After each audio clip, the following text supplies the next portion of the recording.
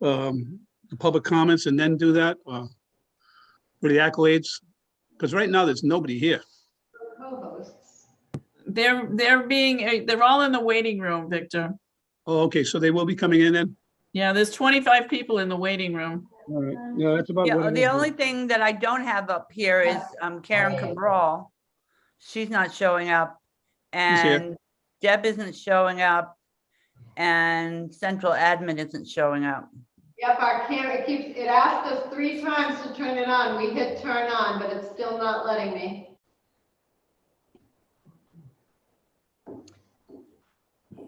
Marge, Karen's here.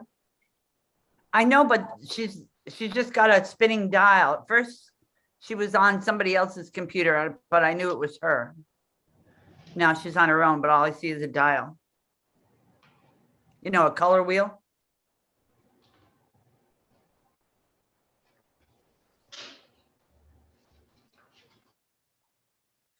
Superintendent, can you try now?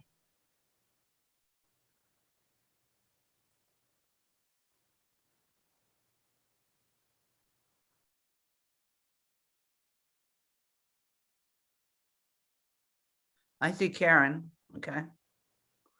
And I lost Vic.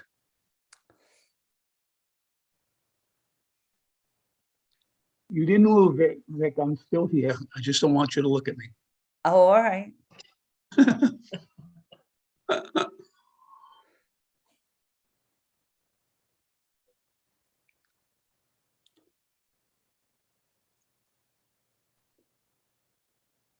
There you are.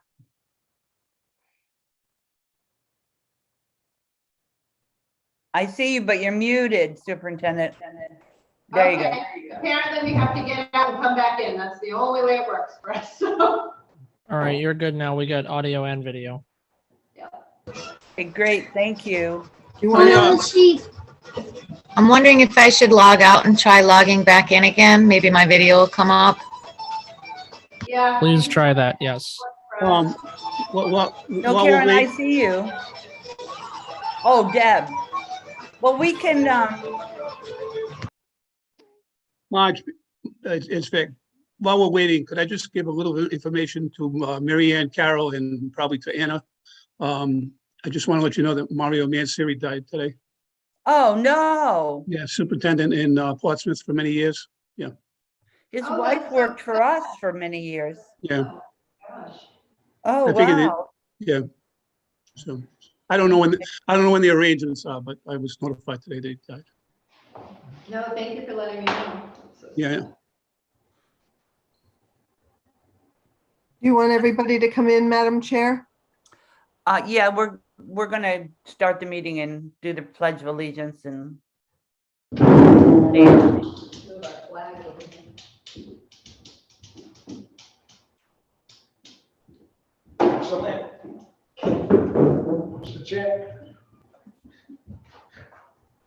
There we go. Oh, yeah. There you go.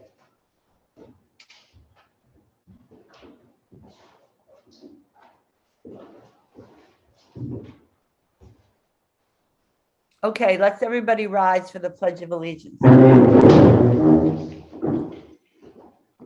I pledge allegiance to the flag of the United States of America and to the republic for which it stands, one nation, under God, indivisible, with liberty and justice for all.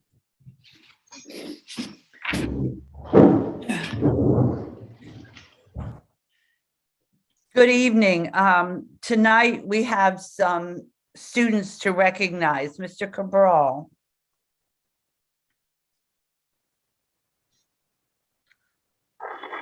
It is with my honor that I read this. Mount Hope All-State Chorus members from 2021 to 2022. The school committee and the superintendent would like to acknowledge and congratulate the Mount Hope High School's 2021-2022 All-State musicians and the URI Southern New England Honors Band musicians.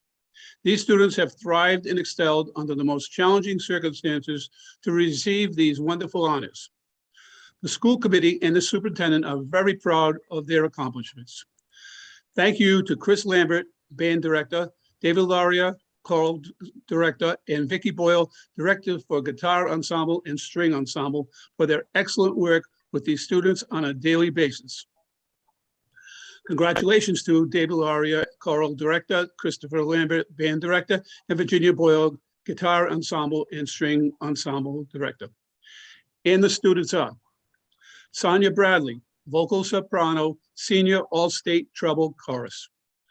Abigail Bratsos, vocal soprano, senior all-state mixed chorus. Vic Bullard, first place, vocal alto, senior all-state treble chorus. Madison Campo, vocal soprano, senior all-state mixed chorus. Jason Douglas, vocal tenor, junior all-state mixed chorus. Sophia Ferroito, vocal alto, senior all-state treble chorus. Jeffrey Gonzalez, vocal tenor, senior all-state mixed chorus. Nathan Macedo, vocal tenor, senior all-state mixed chorus. Emily Marino, first place, vocal soprano, senior all-state mixed chorus. Ana Lucia Romero, first place, vocal soprano, junior all-state mixed chorus. Carmen Tandau, vocal soprano, junior all-state mixed chorus. Lucian Chichester, string violin, senior all-state orchestra. Hannah De Jesus, classical guitar, senior all-state guitar ensemble, vocal alto, senior all-state mixed chorus. Zelda Hayes, classical guitar, senior all-state guitar ensemble. Sabella Matheson, strings, violin, first senior all-state chorus, orchestra, my era. Rachel Ouellette, winds, flute, second senior all-state orchestra. Henry Scott, winds, tuba, senior all-state orchestra. And Eva White, winds, flute, first senior all-state band. Thank you very much.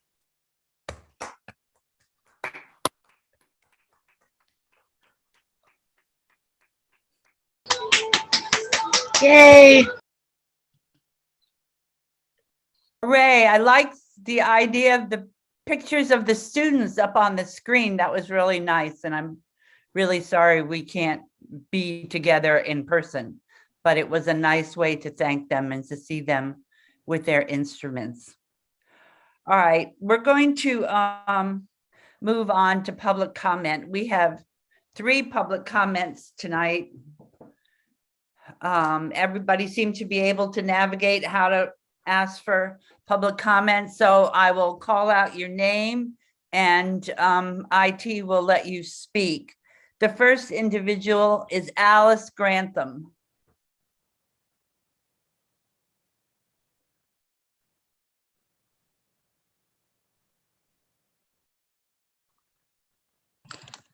Hi, my name Hi, is Alice. I'm here to talk about the proposed class selection for next year, which would result in cutting the robotics program. So this is my 7th year competing in the first robotics competition, which is what we work on in class. And as well as completing the robotics pathway, I'm also involved in the PLTW pathway, meaning I've taken multiple PLTW classes. So I feel that I have a good understanding of how both programs work and the effect that both programs have. And I can strongly state that without robotics, I don't know where I would be right now. I have recently committed to WPI to study biomedical engineering next year.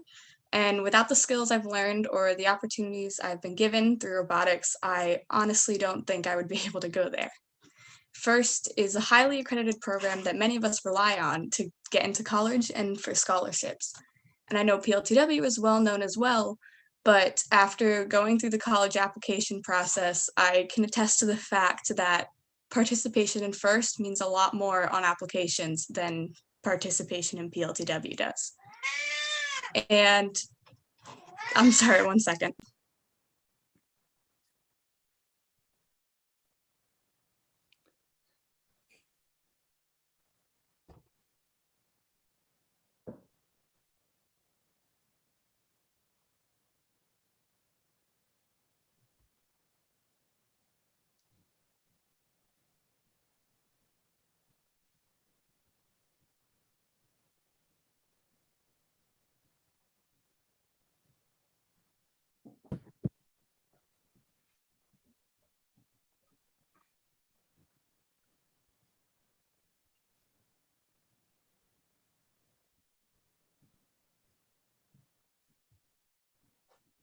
Alice, you're muted.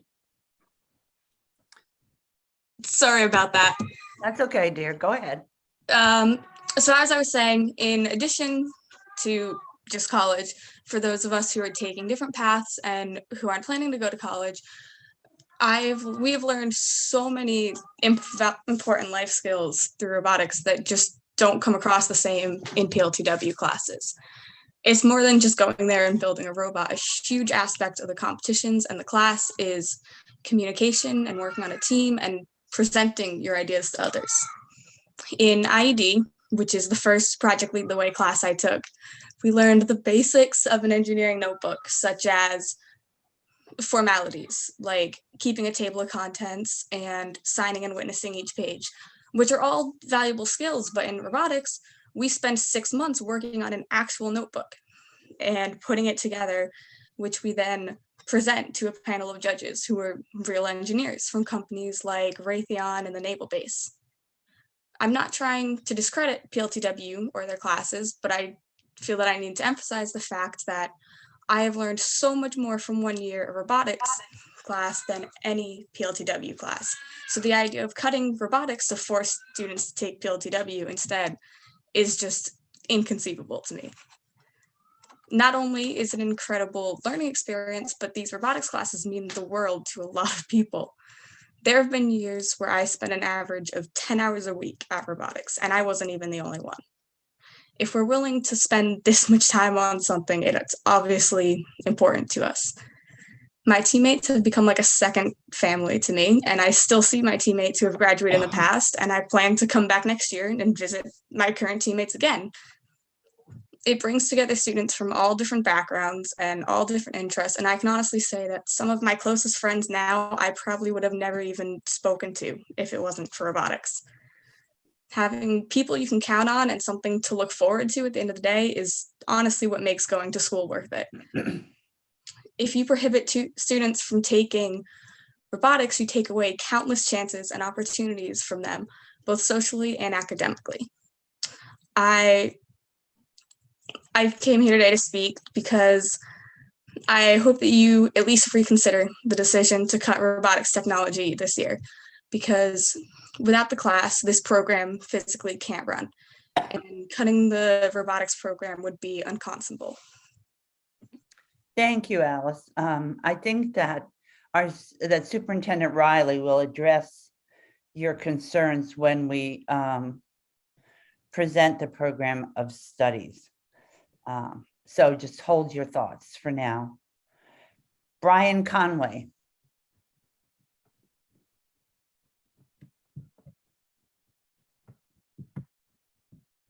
Hello, I'm also here to just mention some things about the removal of the Robotics 1 program from the study, like the school studies for Mount Hope High School. And I just want to comment on some of the more important specific skills that students can learn through robotics. As Alice mentioned just before, the teamwork aspect is extremely important, since sometimes you'll be thrown into a team for the FTC season that you might have not known before, but you might have to work past your differences. And many of us have actually become great friends through the program. We collaborate on ideas, we work together, and each person contributes their own thing that makes the robot function well. Another very important life skill that in general is good, regardless of what field you go into, that you can learn very well from robotics is problem solving. Problem solving in robotics is very, very frequent. So students there will be tested on that skill and work to improve it. Because regardless of whether you're building, programming, or designing it, for instance, if you're building, something might go wrong and you'll have to spend maybe 20 minutes figuring out what went wrong and how to fix it. And learning how to overcome those problems and in the future prevent them is a very valuable skill that you can learn in your life. There's also more specific like engineering related skills and abilities you can learn, such as 3D modeling and programming, which if you are going to the engineering field, having that prior knowledge learned from robotics can be very valuable. So overall, I think you should keep robotics as a program because of its value presented to students who take it. And in general, the value that even if they don't go into an engineering field, they might even not go to university, they can still use those skills they've learned in robotics to improve their life and their abilities in the workforce. Thank you, Brian. I'll say the same thing to you I said to Alice, which is hopefully Superintendent Riley will answer any questions you have when we get to the program of studies. So hold your thought and we'll get there soon. The last person to speak is Michael Tebow. Did I get that right? Yeah, it's Michael Tebow. This is also regarding what Alice and Brian said. It's on the course selection for Mountain next year.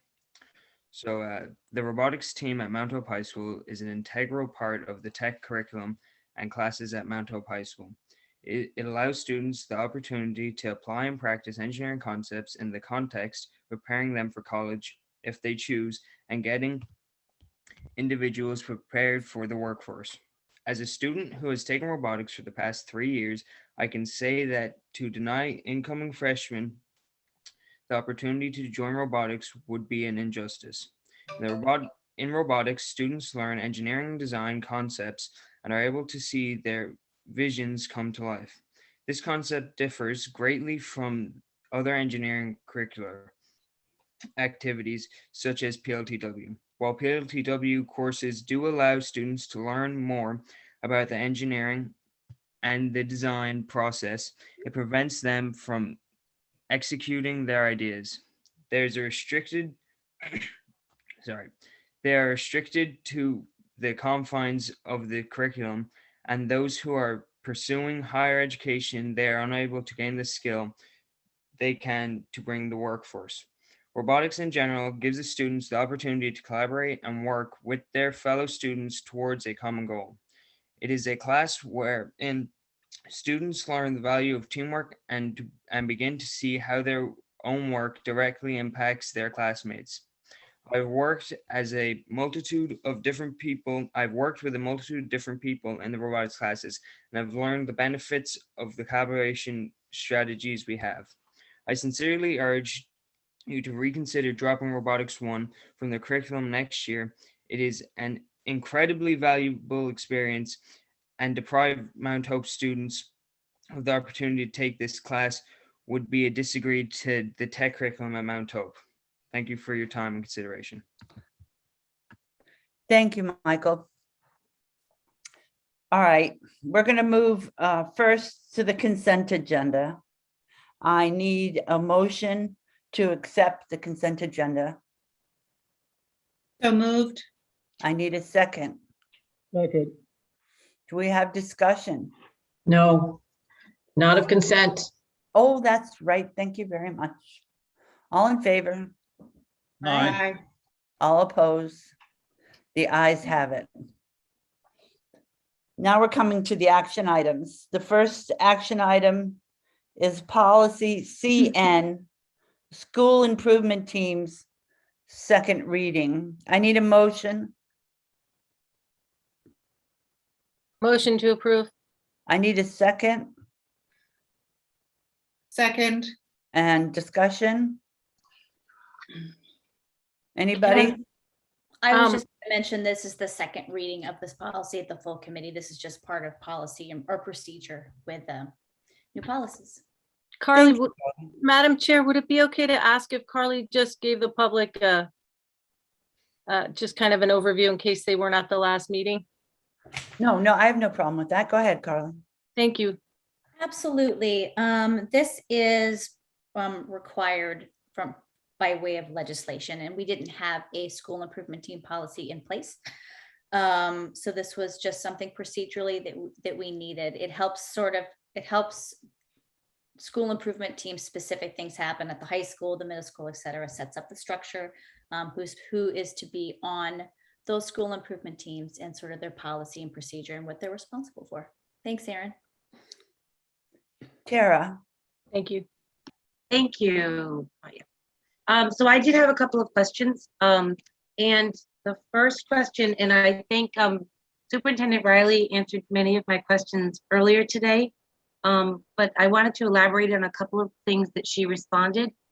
The school improvement team plan, in the procedures, it doesn't mention the strategic plan. for the school improvement team, it doesn't say that it has to be in compliance with the district's strategic plan. And I was just curious why?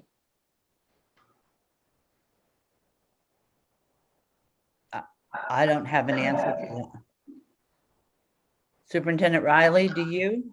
Add it to the purpose. I apologize because I wasn't a part of going through this on the first read. This is a very expansive policy that includes procedures. Typically, it just refers to the legislation. So we certainly could include in the purpose, in accordance with the Rhode Island Education Accountability Act as amended, we could add there and in alignment with the district strategic plan. So we could add it right to the beginning of the purpose. Thank you. Madam Chair, can I answer? Yes. Ms. Thibodeau, when we drafted this policy, we took the policy as required under the Educational Accountability Act. And what we basically did is we took the Educational Accountability Act and worked with Superintendent Sander at the time and Carly to just draft a policy that was in compliance with that act. So this policy as written basically follows that act. Right, it just covers the nuts and bolts, but Correct. if we're gonna do it, I mean, shouldn't it be in alignment with, I mean, we're putting a lot of stock in the strategic plan. So I would think that that should be mentioned as the base for all school improvement teams. And I think the superintendent gave you a good Yeah. solution to that, to put it in the Yes. purpose. So my other question is, she did say, Superintendent Riley did mention to me that the membership is the minimum. But I would like to see a liaison with the school committees with each building that we have. And I know that I just would like to mention it. I don't think it's something that, because we're talking about minimum membership, but if there was a way to kind of encourage the school committee to be participants on the school improvement teams and be liaisons for each building, I think that would also be beneficial to both the administration, the schools, and the school committee. And then my third question, well, the question was about community membership. I saw an application for parental as an addendum, and I saw a application for a student, but I did not see an application for a community member. Was that an oversight, or is that not something we're offering? I mean, I think these are just models. I think we could make the same one for community member for each kind of the membership. We could create the same form. This is just like a sample of a Google form. Okay. We could do one for each one of the membership categories. And the other question that I have was, this is a yearly appointment for, or Superintendent Riley let me know that this is a yearly appointment for members of the school improvement team. Is that something that should be mentioned? Yeah, it refers to it as an annual plan, so you're right, it's not explicit about the membership, but we could add that. And that's all I have. All right, thank you. Erin. Yes, Erin. Sorry, I had to unmute. Thank you.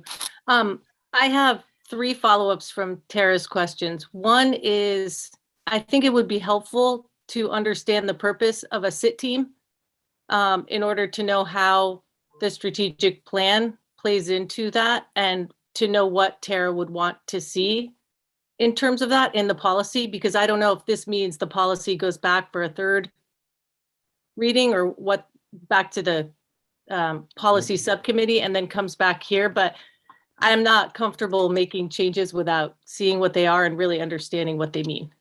Thank you. You're welcome. Yeah, I have a comment.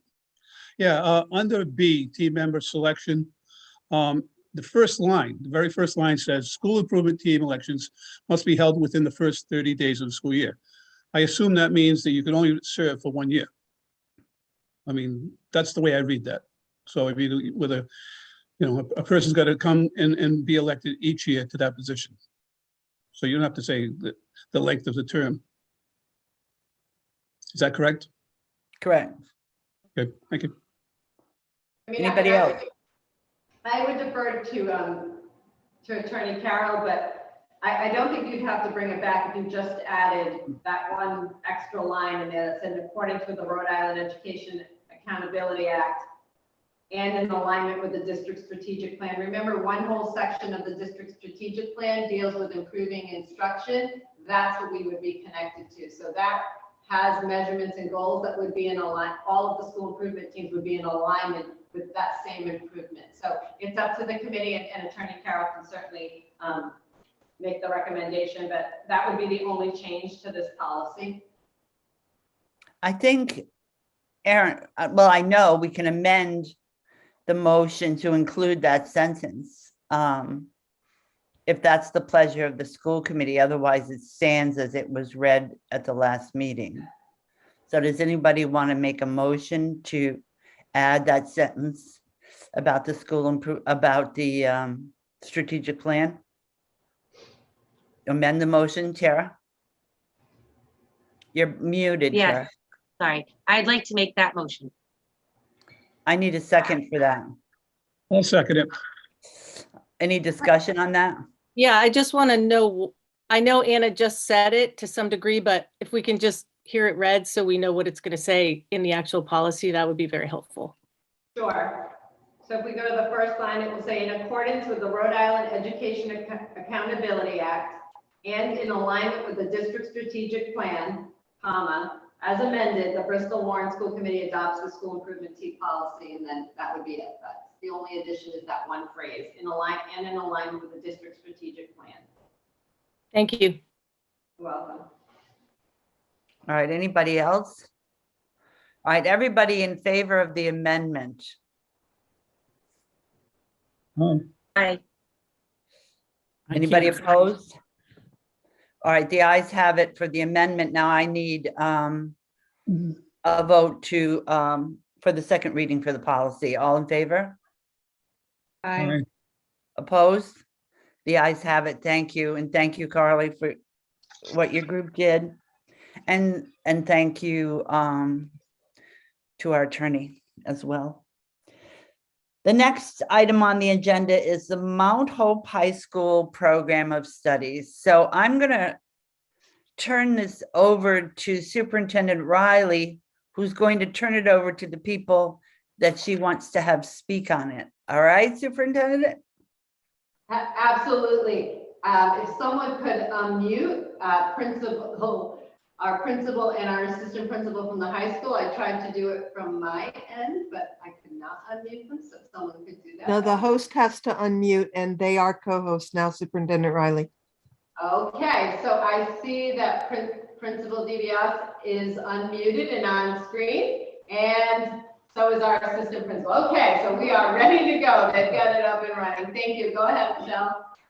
All right, thank you so much. So I guess we are having a little bit of what Rose is calling a Chrome bug. You cannot see me, but I promise you I'm here. As you know, it's always my pleasure to be able to present the program of studies to you all. And I'm here to present our program for the 22-23 school year. You all can hear me okay? Yes. Okay, perfect. So I always say, you know, this is the most wonderful time of the year. It says, you know, it's like the Staples commercial, right? You know, program of studies time sort of triggers a few things for us, not the least of which it's a time in which we can really start to dig into our programs, our course offerings, and really take a look and think about the direction that we're going and that we want to continue to go. So with that in mind, if we can go to the first slide. I think it's important to just always talk about, you know, why is the program of studies such an important document? Why is it important to have a comprehensive program of studies at the high school? And our goal and objective here is always to provide for our families the most concise set of and up-to-date set of information. We want our students and families to really be able to make the most informed decisions for themselves. I mean, 4 years is going to fly. And so we want our students to have and be aware of all of the opportunities available to them and ensure they've maximized their time at Mount Hope and are prepared for what's next, both in college and career. Okay, thank you. So as we engaged in the development and the revision of our program of studies this year, I think it's important to note that we keep the our proposed new secondary regulations as our backdrop.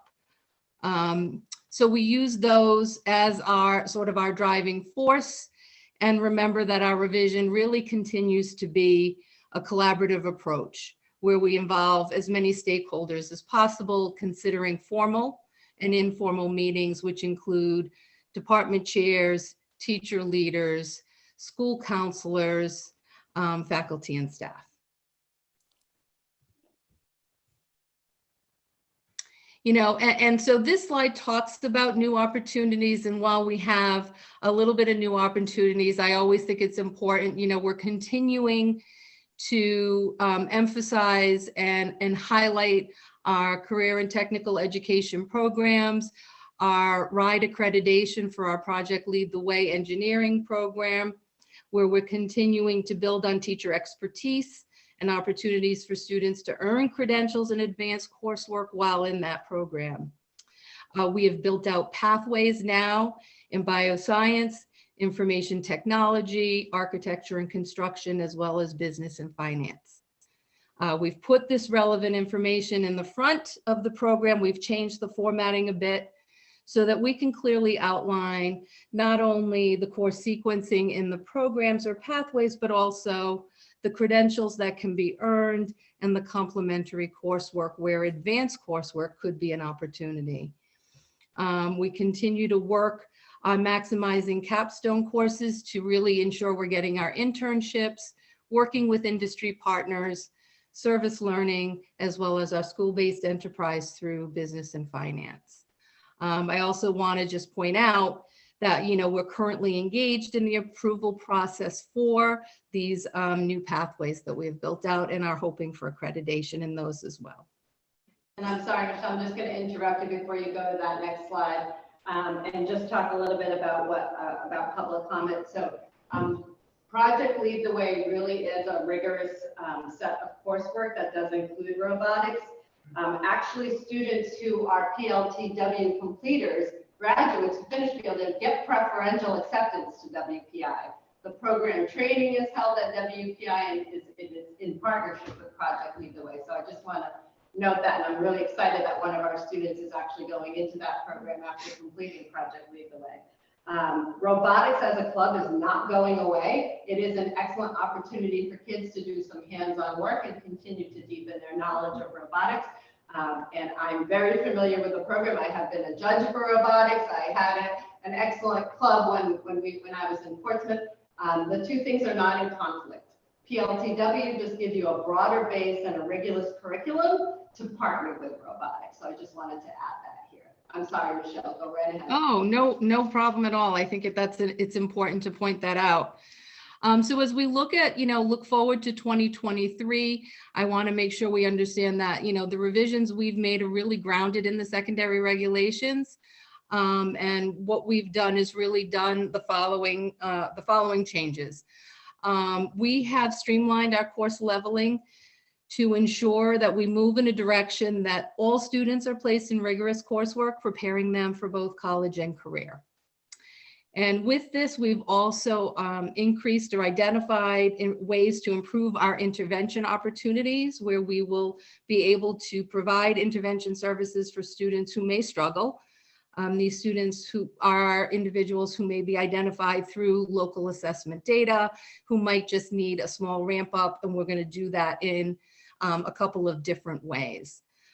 We've also ensured that our alignment in our math course sequence really does match up with the secondary regulations that have been proposed.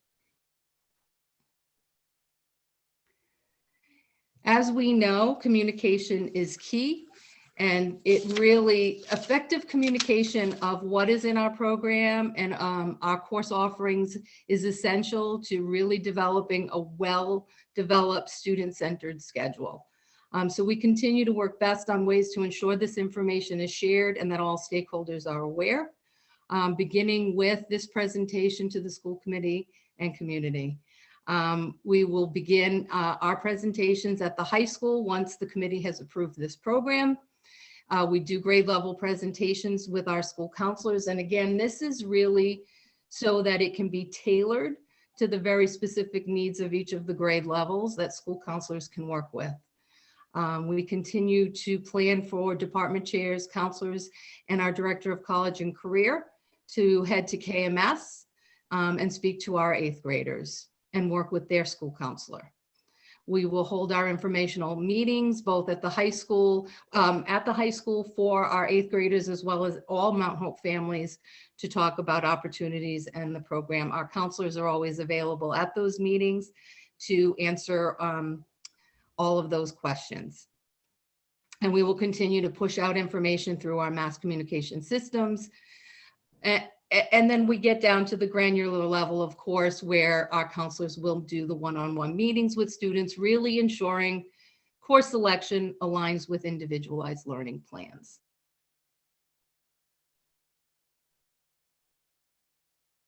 Thank you. And so we anticipate that I would anticipate mid-February, we're going to begin our presentations, and I'm hoping that our course selection process will go mostly digital or online through our student information system.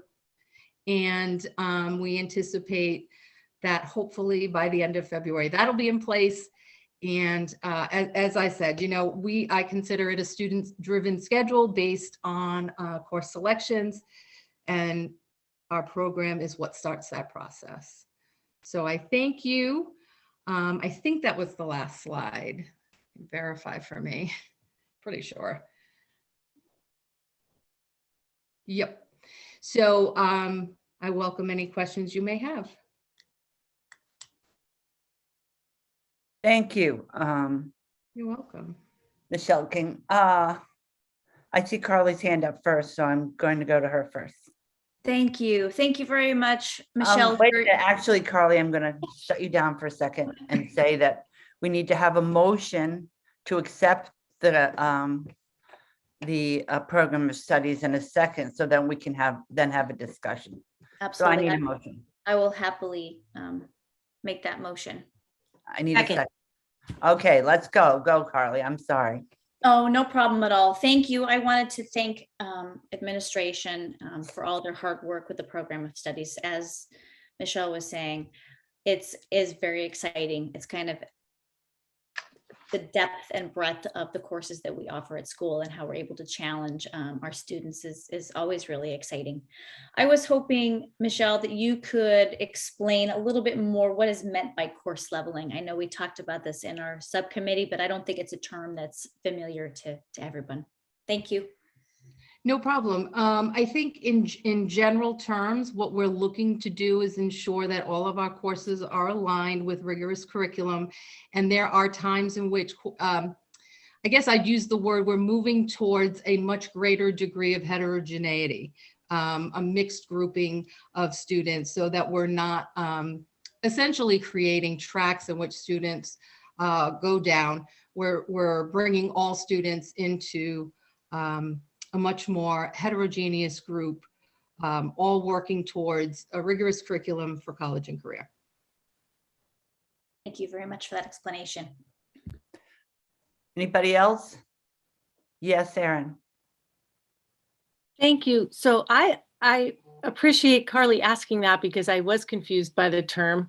And I'm sure it's just one of those education terms that educators know. And so I appreciate that clarification. But I guess I'm wondering, so it says that course leveling in departments has been streamlined to ensure this. And I'm just wondering how. Like, I don't know if you can give me an example so that I can, it's still just not entirely clear to me. So I'm just trying to gain an understanding of what it means, and maybe an example would be helpful. Sure. So I didn't. Oh, go ahead, Erin.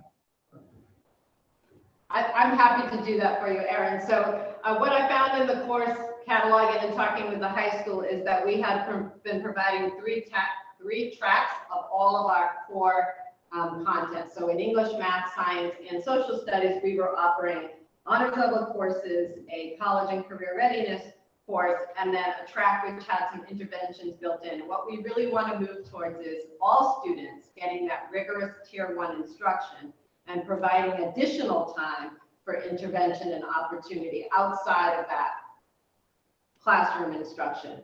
And so we want to be in better alignment with the college and career readiness standards, and really on track with, in line with the BEP, which for many years has really argued against tracking as not in the best interest of students. And so we just want to realign, have our college and career readiness standards afforded to all of our students, and provide intervention when necessary in addition to the core curriculum instead of. Thank you. And if I may just follow up on that. So in terms of the increased intervention opportunities, what does that look like? So we have a couple of courses built in specifically tied to college and career readiness, which is measured by the SAT. So they have been offered as a option for students who wanted to improve their SAT scores, but rather than be an option and looking at data points that measure college and career readiness, so using the iReady scores, using our SAT and PSAT, we will target students who are in need of that intervention and direct them into that additional course. Those two are already in the schedule, but we also have some opportunities with some of the structured learning centers to provide additional intervention if necessary, or if those courses don't fit into a student's schedule.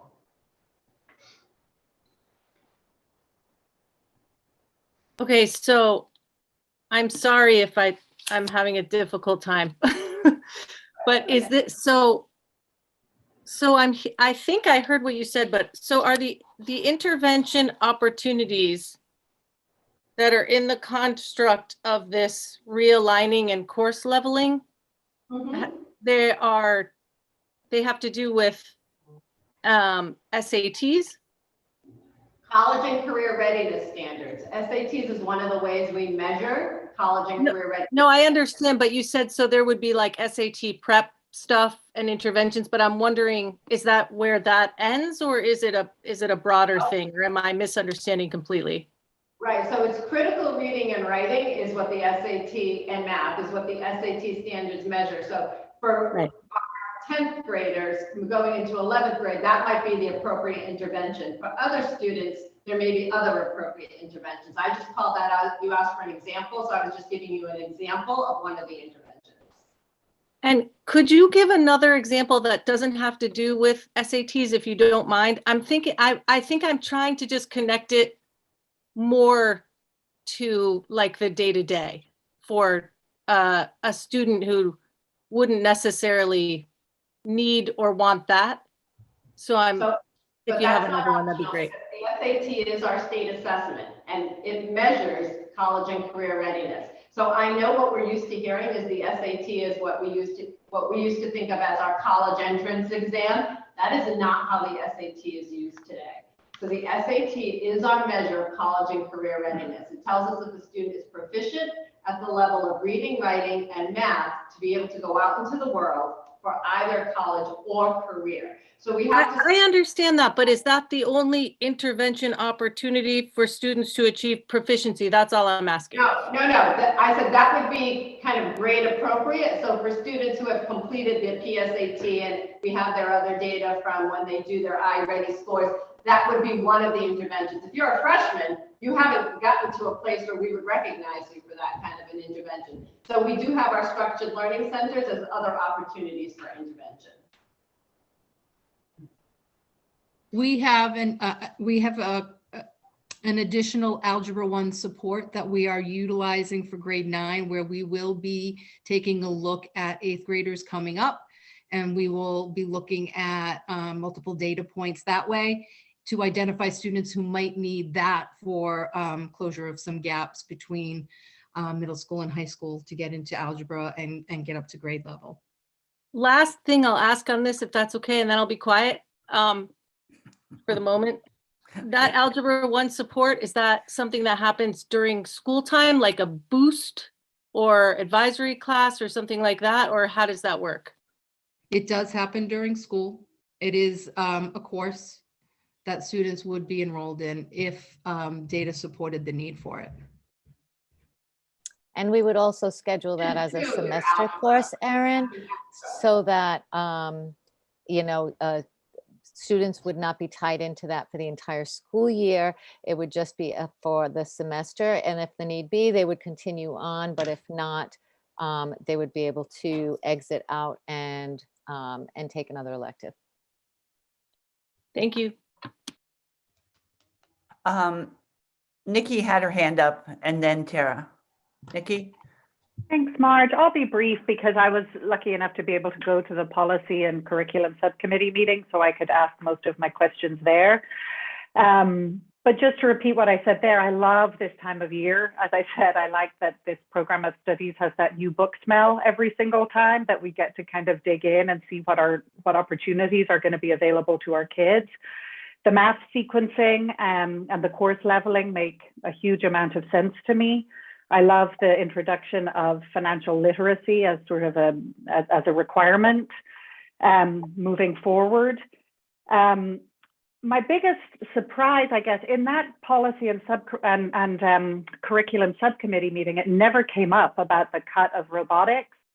And I thought I had been through it to compare it to this current program of studies very carefully, but I somehow missed that Robotics 1 has been taken out and it wasn't mentioned at all. So I guess the most important question is there anything else that's being cut that has not been mentioned already?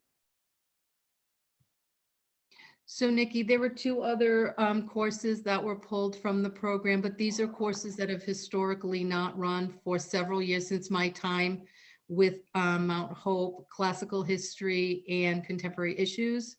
Both courses have not run due to enrollment since my first day at Mount Hope. So those have been pulled out. Again, the better we can streamline our offerings, the better we can, get students into the courses they really want, and we can get a truer sense of numbers for courses and for sections.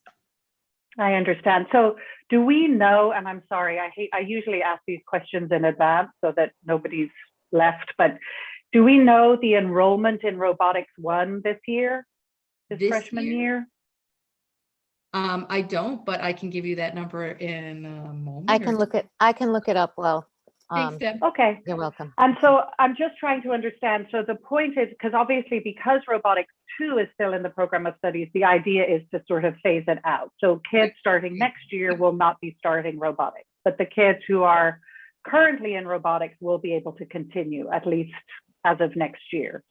But now so Superintendent Riley, I'm looking here at Project Lead the Way, and I can see that robotics is listed as complementary coursework to the program. So am I understanding it correctly that robotic technology, the sort of same thing as Robotics 1, will still be available to our students, but only those students who enroll in Project Lead the Way? No, and also through our robotics club, which will still be offered, where the students do a lot of that similar work. So what we're doing is better aligning to, again, the goal is to move towards college and career readiness standards in every course. It's not just our English and math teachers that need to prepare students for college and career, it's all coursework.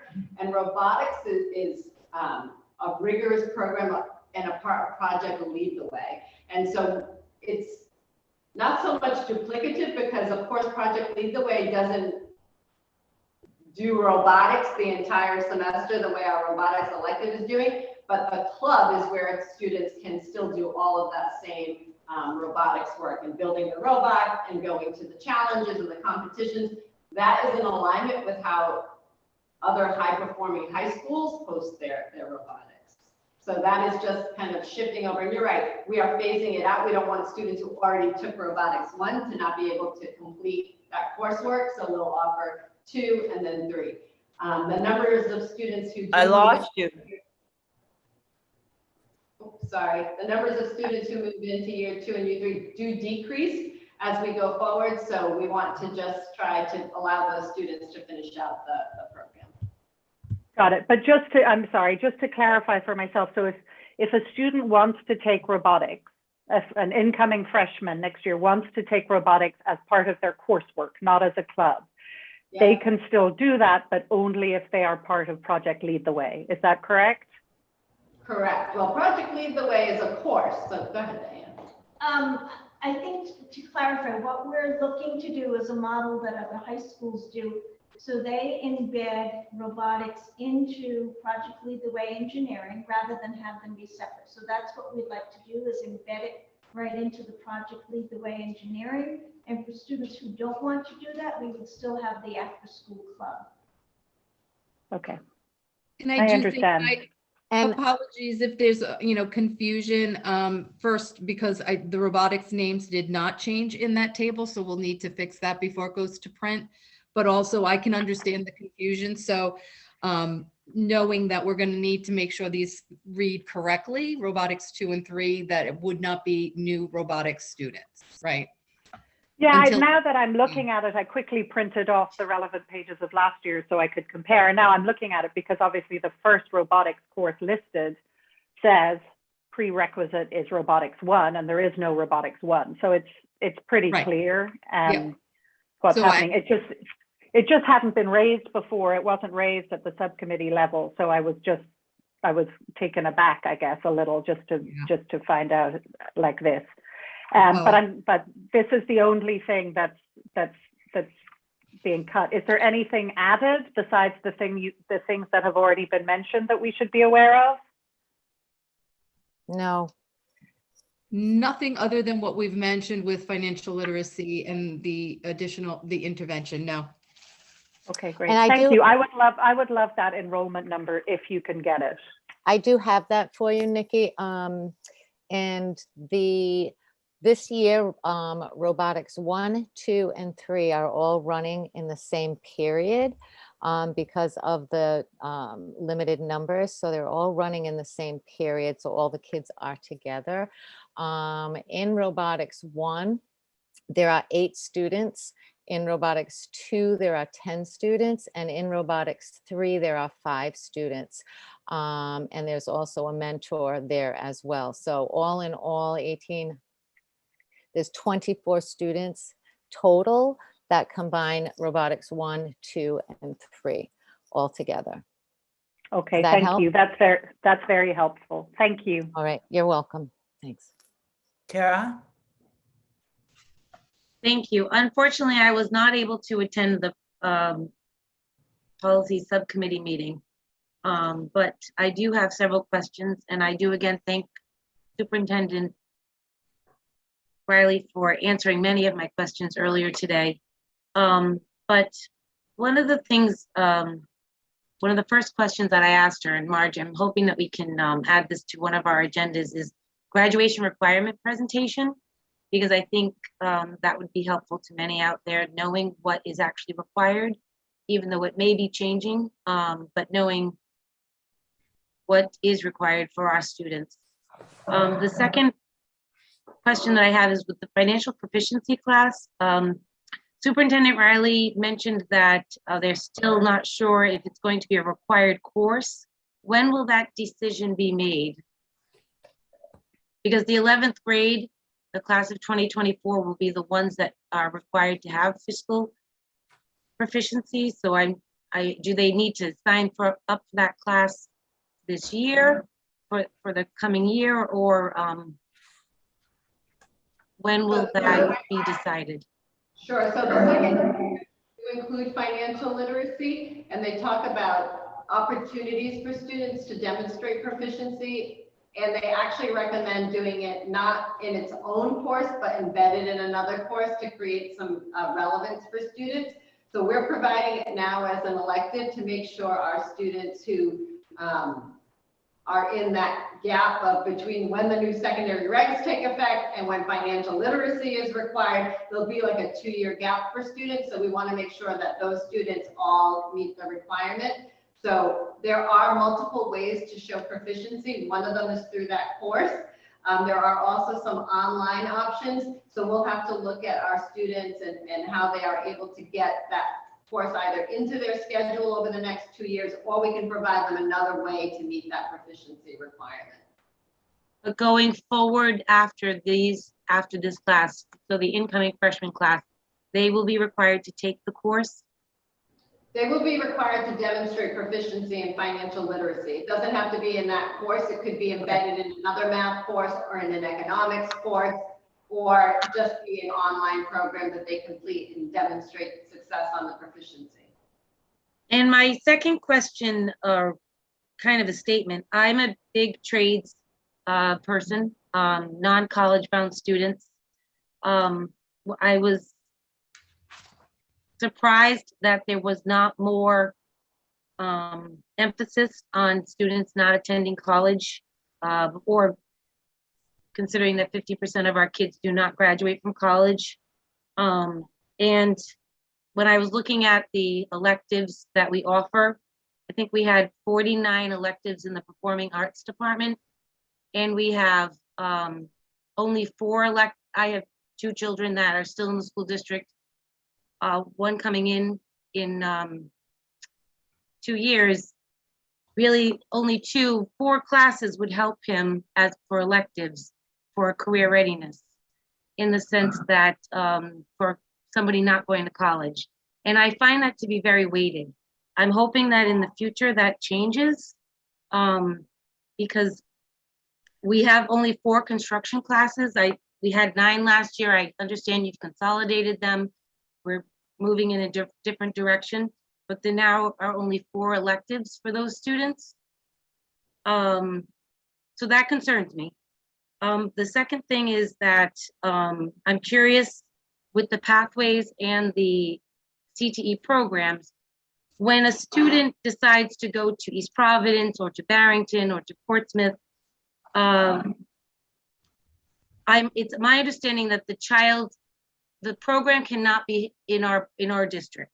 They can only go to an outside program if it's not offered in our district. Is that correct? They cannot be duplicate programs, and right now the state has no duplicate programs. They list them on the RIDE website, and this year it's listed as there are 0 duplicate programs in the state.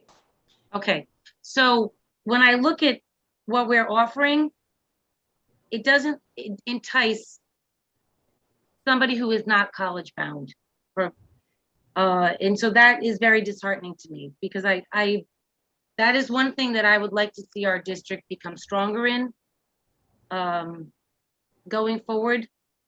And then the other problem, or the other thing that I'm questioning is, what is the timeline for our CTE and pathways? I know that you mentioned to me that we are looking at having CTE program pathways in the hands of RIDE to actually make them CTE programs. Do you have a timeline for that process? So we applied, the applications due by the end of January, and then they usually turn around their decisions by May. So we won't know probably until May or June whether or not our programs will be approved. Thank you. And I was wondering if we can find out how many students are actually leaving the district, or even considering leaving the district to find placement in other districts for programming that they're offering. If we can get a number on that in our packets or our reports. Absolutely. And then thank you. I'll give you that number. Thank you. And then another question I had, and it goes on what Erin was saying about the SAT prep.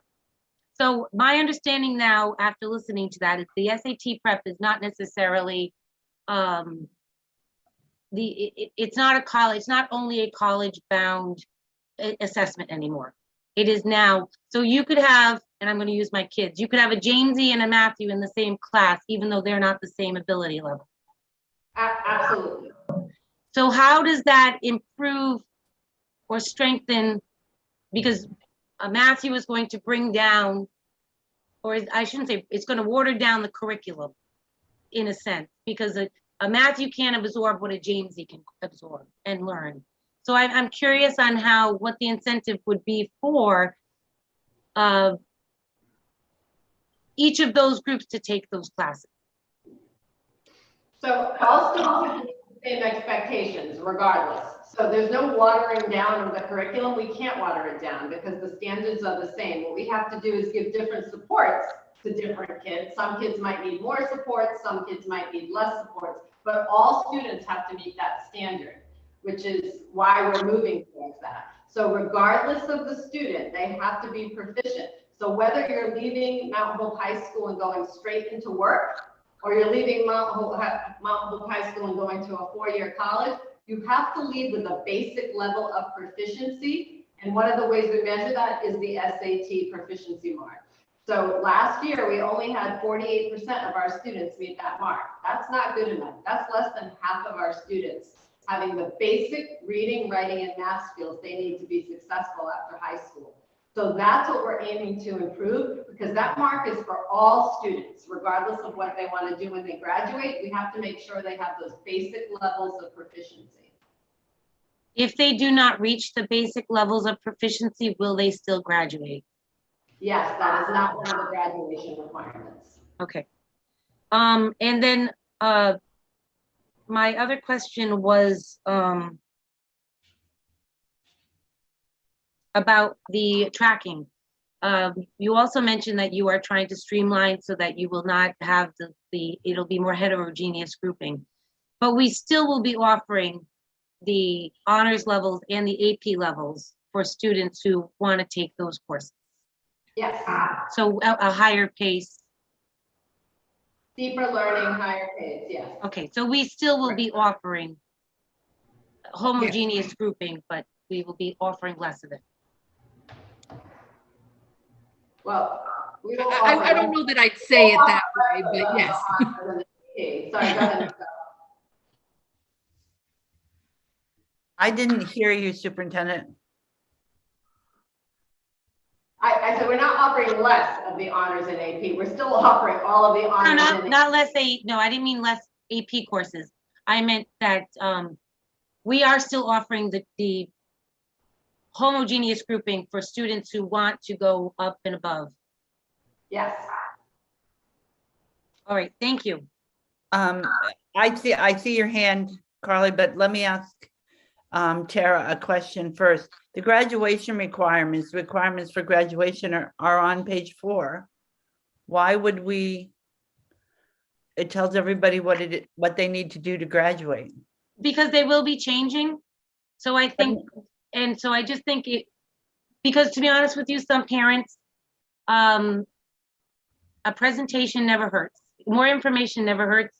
I've had a lot of people say to me, like the individual learning plan that is in, it's actually in the presentation that we just had. I don't know how many parents are aware that the individual learning plan is actually a thing.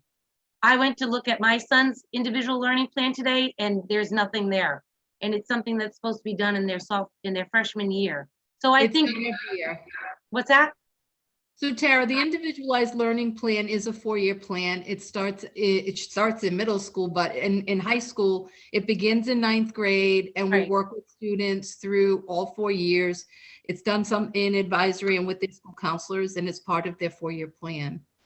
Yeah, no, and I'm just learning about it now. So that's why, and he doesn't have anything in his.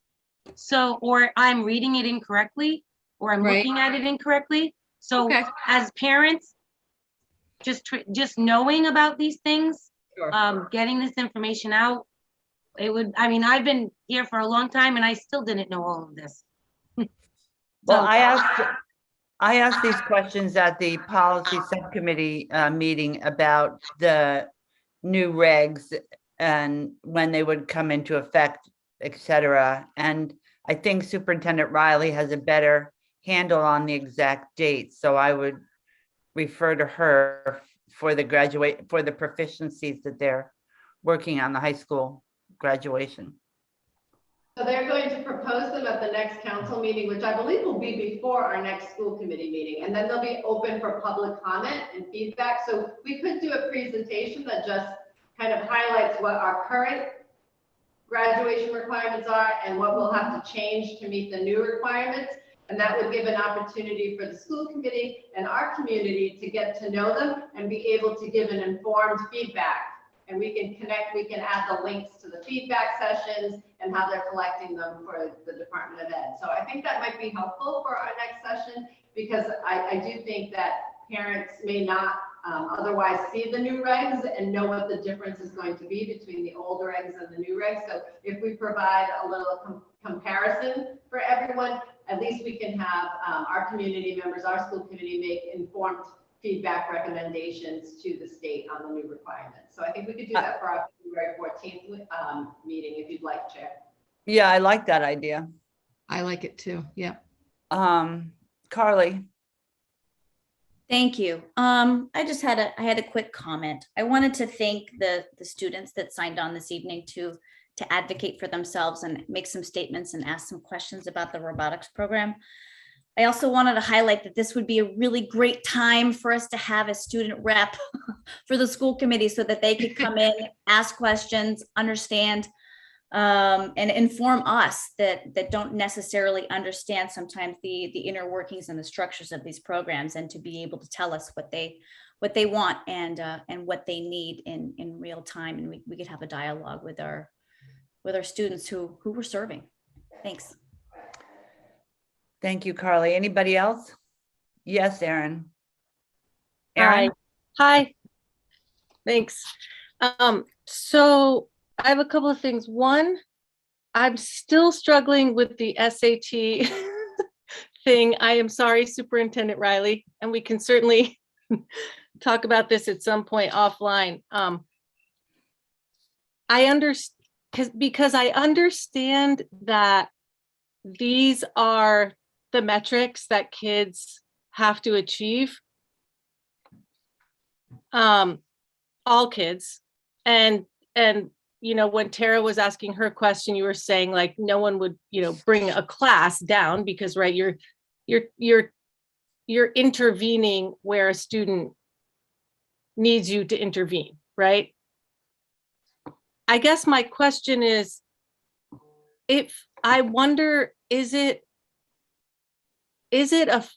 more effective to have an intervention like that, you know, rather than something that's maybe a little bit more personal or not kind of teaching to the test type of thing? And I really don't know if I'm just kind of missing something, or which is entirely possible. I am not an educator.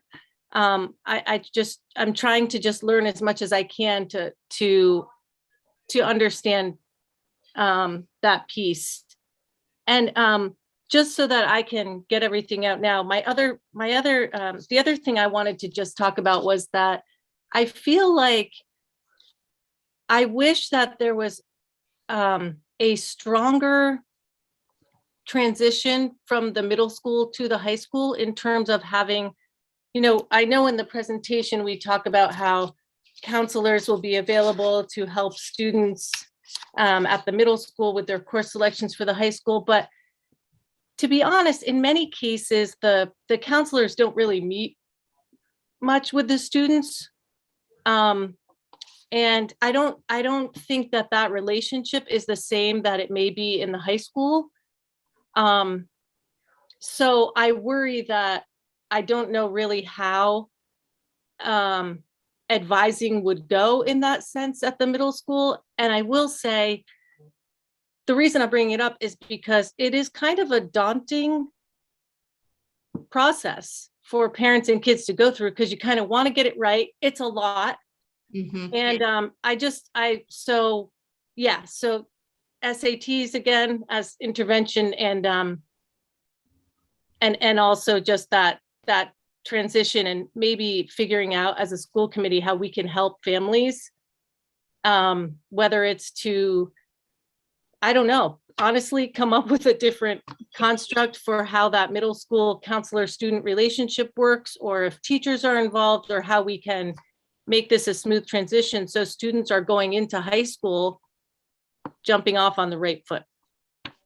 Thank you, Erin. I agree. I do know that, in the 5 years I've been doing this, my struggle has been, how do we make it so that, students and families can come into Mount Hope knowing, sort of having that sort of background information and really understanding the choices they're making. And I agree with you. It's a lot of information and sometimes I forget. And as we present things, we take things for granted, like, referring to course leveling without really, what does that really mean? So I appreciate that feedback and know that it's a continued process of trying to figure out the best ways in which to communicate with the families, our families who are at in 8th grade and our students, so that that transition is less daunting. I appreciate that. And then I can tag in about the intervention. So, and I also do want to say that there are things that we've been talking about to help improve that transition. Freshman Academy is a powerful tool for supporting high school freshmen and 9th graders and really providing a community environment. They're coming out of a team environment. Freshman Academy provides a continued opportunity to maintain that structure, which provides that additional support. So that's something we're working towards. I've been here a total of 4 weeks, can't get that all jumping and running for the next school year, but it certainly is a work in progress. I want to, in touching back on that SAT conversation, I think that is where folks are a little stuck. We have to start talking about SAT really as that measure of college and career readiness. So you hear people talk about the RICAS, which is our measurement from K to 8. Tests like the RICAS and like the SAT are norm reference tests. You can't teach to the tests. What you're teaching are the standards. The standards are what's measured by those exams. So if you're teaching to the test, in essence, what you're doing is teaching the standards that students need to know and be able to understand in order to be successful. So it's not quite like that, a unit test on a content. If we were studying the cell and we were making sure all the kids knew all the things about the cell that they had to know to pass that test. That's not the way either the SAT or the RICAS is written. They are written to measure the standards. So the only way to teach to the test is to teach the standards, and that's what our goal is here.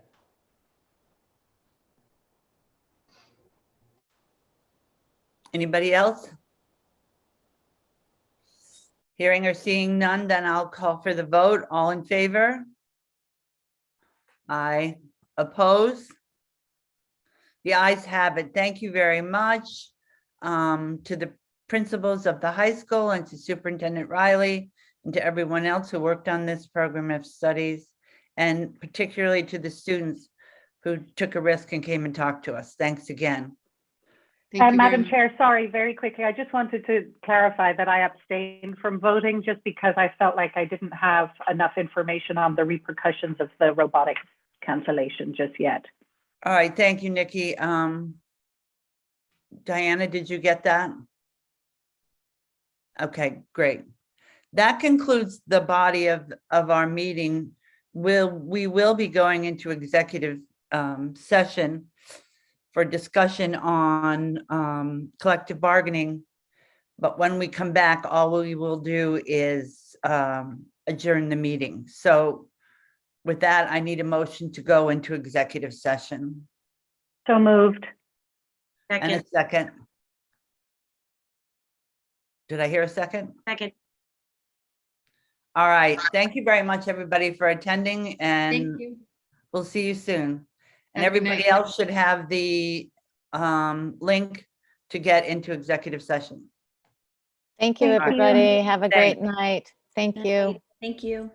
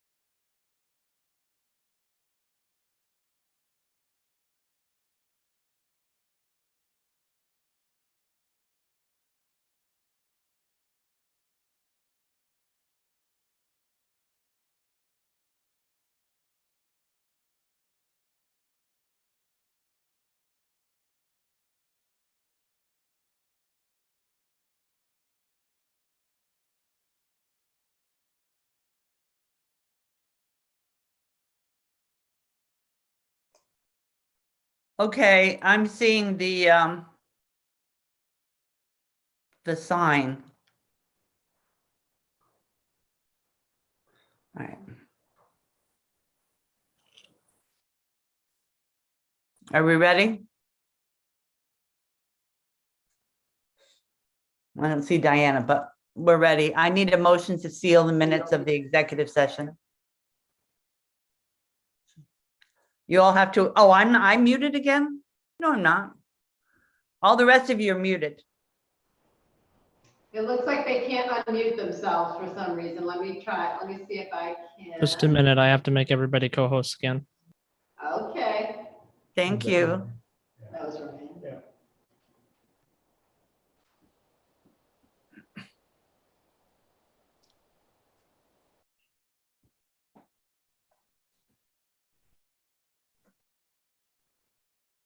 Okay, Carly, want to try speaking since you're unmuted? Sure. I would like to make a motion to seal the minutes from the executive session. Second. Discussion. Hearing none. All in favor? Aye. All right, I need a motion to adjourn the school moved. committee meeting. Second, Second? Second. discussion. Hearing none. All in favor? Aye. Aye. All opposed? The ayes have it. Good night, everybody. Take Good night, care. everyone. Good night. What, Diana?